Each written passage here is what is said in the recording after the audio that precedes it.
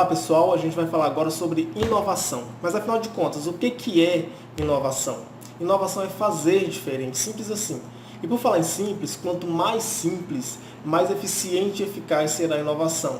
Então, voltado para os negócios, é você conseguir atender o seu cliente de maneira melhor, diferente, mais eficaz. Agilizar processos dentro da própria empresa, eliminar etapas, evoluir produtos, desenvolver novos produtos, mas sempre buscando o simples e não a complexidade. A inovação ela é um conceito, mas é também um hábito.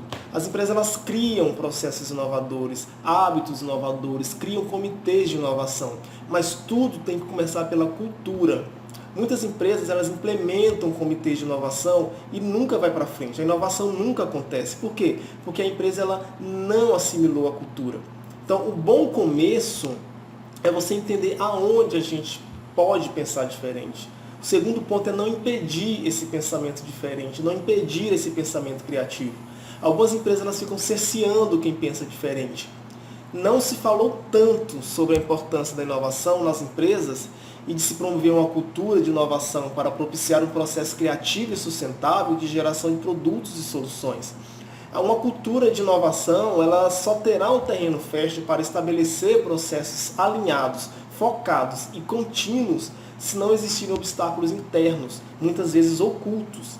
Uma cultura da inovação adequada a cada empresa consiste em gerenciar vários fatores, como competências, aspectos comportamentais, ambientes, processos, recursos e estratégias. Mas como em todo desafio complexo, o segredo consiste em segmentar e priorizar essa abordagem. Então pense nessas duas coisas. Aonde a gente pode pensar diferente e o segundo ponto é não impedir esse pensamento diferente.